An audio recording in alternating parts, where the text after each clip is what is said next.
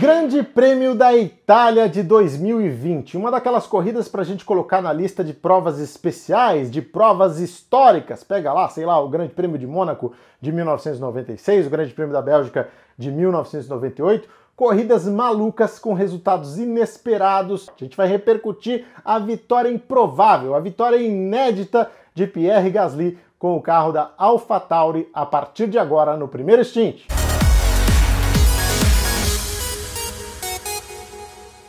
Para você que gosta de automobilismo, seja bem-vindo a mais uma edição do Primeiro Stint, hoje para falar a respeito do Grande Prêmio da Itália, uma prova que certamente vai ficar na memória de todos nós por mais algum tempo. Isso porque foi vencida de forma improvável por um carro da AlphaTauri com o Pierre Gasly ao volante. Mas antes da gente entrar nesses detalhes, queria que você deixasse já o seu like, a sua inscrição, ativasse as notificações, porque assim a gente faz esse conteúdo chegar a cada vez mais gente, o nosso papo aqui na barra de comentários fica ainda mais bacana e você fortalece o canal para que a gente tenha conteúdos cada vez mais interessantes. Bom, você já deve ter ouvido aquela máxima, né? A sorte é quando a oportunidade encontra a capacidade. Eu acho que a gente pode falar isso da vitória do Pierre Gasly hoje em Monza, né? A gente teve muita sorte pro lado dele, ele acabou parando antes dos demais, né? Quando ele fez o pit stop, ainda não se sabia o que ia acontecer na prova. Logo depois, uma intervenção do safety car em função da quebra do carro do Kevin Magnussen ali próximo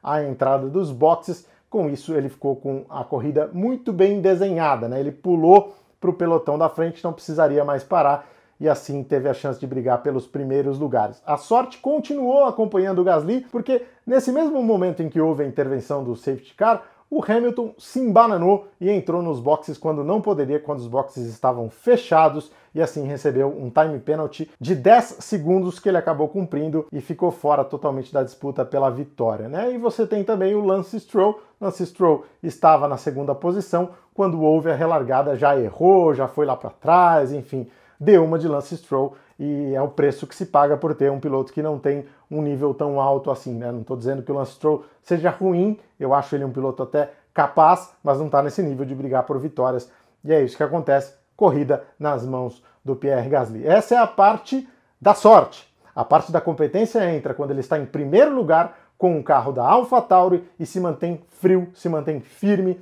para suportar a pressão do Carlos Sainz, que vem atrás, tirando diferença, até chegar na última volta de asa aberta e não conseguir a ultrapassagem. Foi uma vitória maravilhosa do Pierre Gasly e merecida pela habilidade dele. Já não é de hoje que ele vem mostrando força. No Grande Prêmio da Bélgica da semana passada, ele foi prejudicado pelo safety car, né? Lá foi uma história totalmente inversa, ele largou com os pneus duros, poderia fazer um long run e não conseguiu por causa da entrada do safety car. Na verdade, ele seguiu adiante, mas o safety car embaralhou toda a classificação e ele perdeu muitas posições quando parou, e depois que voltou, ganhou 8 posições em 16 voltas, nas últimas 16 voltas, e brilhou então lá em Spa-Francorchamps. O Pierre Gasly carregou essa performance, esse desempenho para a Itália e fez também um belíssimo trabalho ganhando a corrida. Uma vitória bastante emocional para ele, porque está correndo na Itália com uma equipe italiana, a AlphaTauri tem sede em Faenza,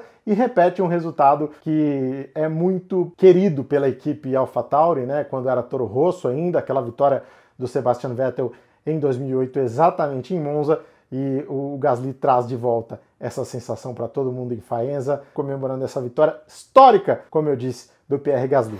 A vitória do Gasly não tira o bom desempenho do Carlos Sainz, né? Ele fez um corridaço, chegou em segundo lugar, já havia largado em terceiro, ou seja, ele tinha a possibilidade de brigar por pódio naturalmente, só que quando pinta uma corrida maluca, assim, claro, o Carlos Sainz viu ali a chance de vencer e brigou até o final, né? Tirando a diferença em relação ao Gasly. Mas a verdade é que hoje era o dia do adversário dele e ele não conseguiu se aproximar o suficiente, né? Ali no final, até com asa aberta, até botando de lado, mas não havia por onde passar e o Gasly acabou confirmando a conquista. O mérito total do Carlos Sainz também de chegar em segundo lugar. Eu tenho certeza que se você oferecesse no grid de largada, chegasse lá e falasse, ó, Sainz, tá aqui, ó, você vai chegar em segundo lugar hoje, topa?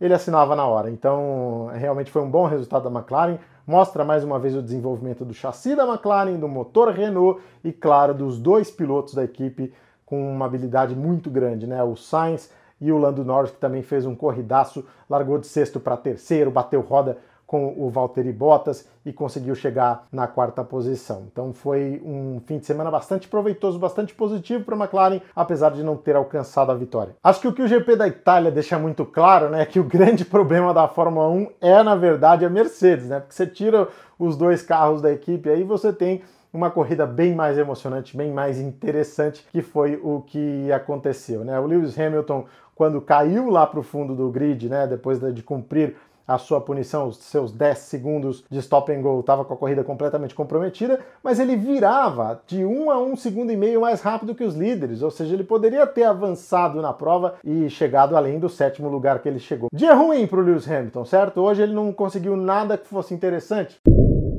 Pois é, amigo, ele acaba de ampliar o recorde de corridas marcando pontos na Fórmula 1. Já são 41 provas, ele não deixa de pontuar desde o Grande Prêmio da Áustria de 2018. É muita coisa.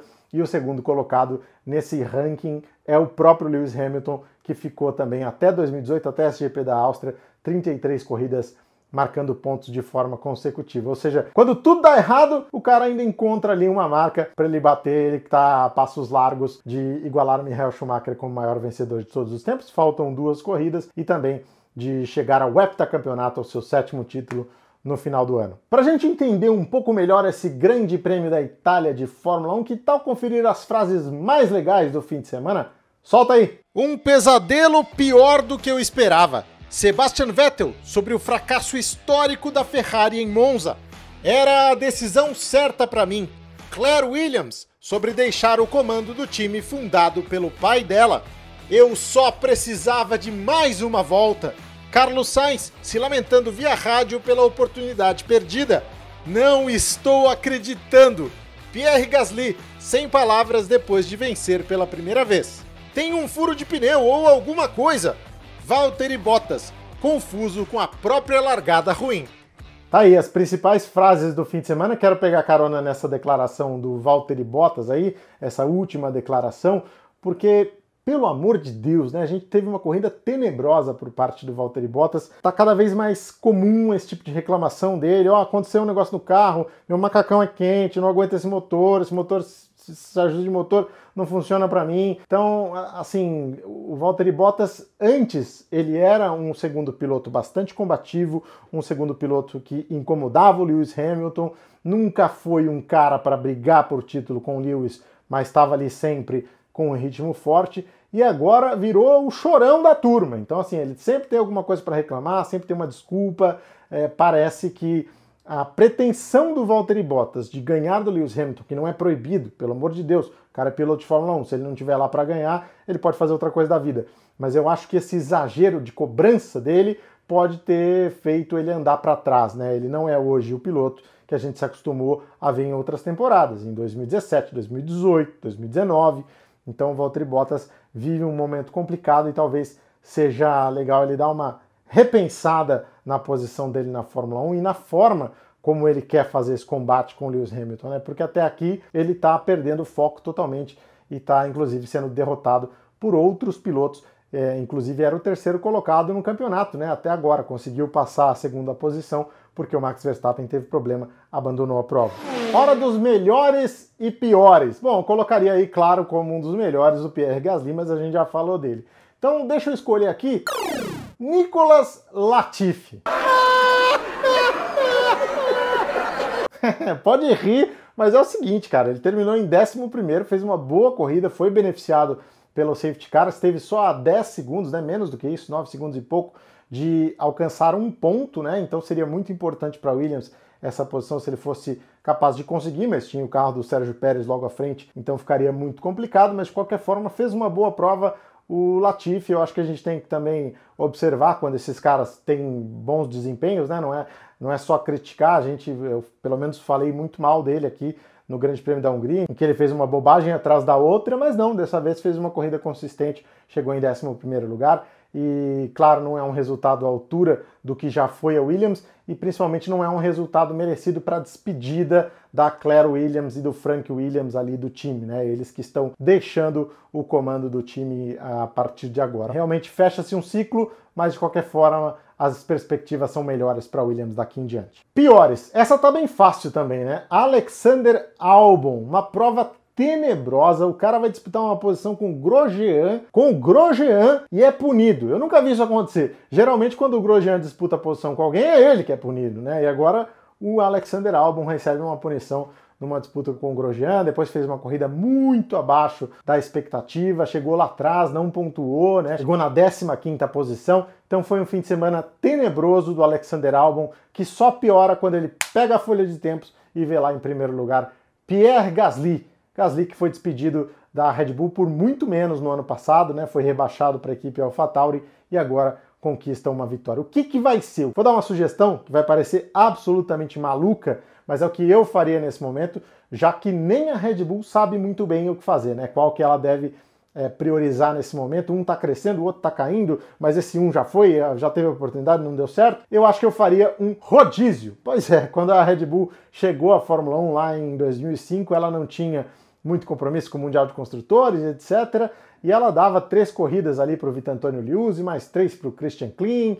Foi um desastre, não foi um esquema muito legal, mas eu acho que pelo menos uma tentativa aí, 3 e 3 para cada um. Faz 3 corridas aqui na AlphaTauri, faz 3 corridas lá na Red Bull, e aí depois desse vestibular, depois dessas 6 provas, ela pode tomar uma decisão muito mais embasada com o momento atual de cada um, né? Não tem tanto o que temer no Mundial de Construtores, porque já está conquistando aí resultados importantes, incluindo a vitória do Max Verstappen lá na Inglaterra, então certamente seria algo que eu faria. E para completar o desastre do fim de semana, a Ferrari com problema com o Sebastian Vettel e o Leclerc jogando fora, o que poderia ser um resultado extremamente importante, extremamente relevante. Ele teve a chance ali depois do safety car de brigar pelas primeiras posições, acabou perdendo o carro sozinho na curva parabólica, bateu forte e jogou fora o resultado. E o Sebastian Vettel teve uma quebra inadmissível de freio, que poderia inclusive tê-lo colocado em risco muito maior, né? Se fosse, por exemplo, na pista de Sochi. A sorte dele é que foi ali no final da reta de Monza, em que você tem uma grande área de escape. Se fosse em outro lugar, o Sebastian Vettel certamente poderia estar em situação muito mais delicada. Para completar, nesse domingo nós tivemos a notícia de que a Renault vai trocar de nome para a próxima temporada, vai usar o nome Alpine. A Alpine é uma divisão da Renault que tem muita tradição no esporte a motor, né? Inclusive aqui no Brasil, aqui ela era representada pela Willys, né? Que tinha aqui o carro Willys Interlagos, que era uma versão brasileira do Alpine A108 lá da Europa, e a Alpine, assim como a Willys, conseguiu dar chances aí para pilotos que estavam começando a carreira aqui no Brasil e fizeram uma história forte no automobilismo nacional e internacional, como Emerson Fittipaldi, Wilson Fittipaldi, Birdi Clemente, José Carlos Passi. Então eu acho que a gente tem aí um nome importante, um nome de peso retornando. Eu não gosto muito desse tipo de troca de nome, né? Force India que vira Racing Point, aí vai lá outra, Toro Rosso vira AlphaTauri, eu acho que perde um pouco da essência, e o nome Renault é muito forte, mas pelo menos ele vai continuar com os motores, com as unidades de potência, e isso já ajuda no marketing da empresa, que agora quer elevar novamente o nome da marca Alpine, especialista em competições e que, como eu disse, tem uma grande história tanto no Brasil quanto no exterior. Se você gostou, deixe o seu like, a sua inscrição, ative as notificações e venha aqui com a gente discutir um pouco mais essa corrida na barra de comentários, tá legal? Todos os comentários são lidos, todos os comentários são respondidos e a gente se vê aqui sempre nas quintas-feiras às 20 horas e também logo depois das corridas com essa análise, com essa avaliação. Eu vou deixar também, para quem não viu, o link aqui na descrição com os melhores momentos da prova, assim você fica também com elementos caso você não tenha acompanhado a corrida na íntegra, tá legal? Primeiro stint, um novo jeito de curtir Fórmula 1! Je me suis entraîné beaucoup, au moins un jour d'entraînement par semaine, des fois jusqu'à... C'est sûr que là je reviens en Verville, je vois tout ça avec qui j'étais, c'est sûr que ça donne envie de rouler, ensuite il fallait faire... Just makes things a lot smoother. So in the winter break I could really focus on myself to improve physically, mentally.